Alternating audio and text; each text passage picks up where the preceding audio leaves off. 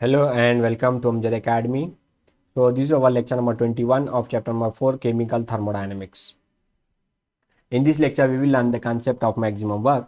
So before going to the topic, please subscribe to our channel Amjad Academy. Now let's come back to the concept of maximum work. So I already taught you the expression for PV work. In that we have derived the formula W is equal to minus P external into delta V. Let's call it as equation 1. So I will attach this link in the description as well as in the I button. You please go and watch this video first. Now let's come back here. Concept of maximum work.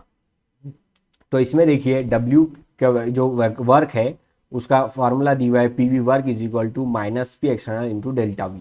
अब इसमें से conclusion ये निकला था कि जो भी amount of work होगा सिस्टम का it is govern due to the external force P external.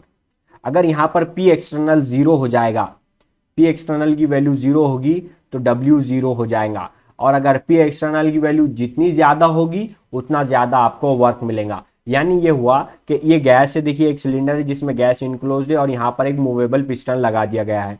अब अगर ये जो इस पिस्टन पे प्रेशर एक्ट हो रहा है उसे P एक्सटर्नल बोला जा रहा है और जो गैस का प्रेशर है उसे P कहा जा रहा है. अब अगर ये इसके ऊपर जितना जीरो से ज्यादा इसका एक्सटर्नल प्रेशर बढ़ेगा उतना ज्यादा गैस को वर्क करना पड़ेगा इस पिस्टन को अपलिफ्ट करने में, एक्सपांशन कराने में. तो अब ये P एक्सटर्नल जो है कितना ज्यादा होना चाहिए, P एक्सटर्नल जो है ये कितना ज्यादा होना चाहिए, तो ये होना चाहिए ग्रेटेस्ट वैल्यू. इसकी जो है ग्रेटेस्ट वैल्यू होना चाहिए. लेकिन P एक्सटर्नल जो है ये बड़ा नहीं होना चाहिए P के प्रेशर P के, क्योंकि अगर ऐसा होता है तो प्रोसेस जो है हमारा एक्सपांशन का वो रिवर्स हो जाएगा और गैस क्या हो जाएगी, कंप्रेस हो जाएगी, प्रोसेस रिवर्स हो जाएगा.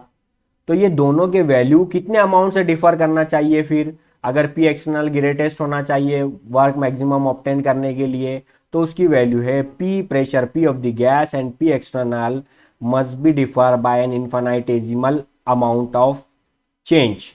तो इतना अगर डेल्टा P यानी स्मॉलेस्ट चेंज अगर दोनों में रहा, यानी कि ये हुआ कि P एक्सटर्नल जो है वो ग्रेटेस्ट होना चाहिए लेकिन जो pressure P of the gas है उससे बड़ा नहीं होना चाहिए.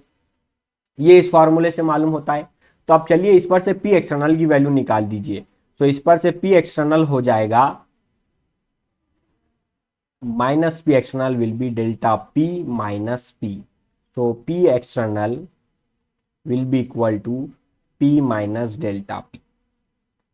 तो ये हमारे पास P external की वैल्यू आ गई. Let's call it as equation 2 and substitute it in equation 1. So we will get after substituting W is equal to minus P minus delta P into delta V.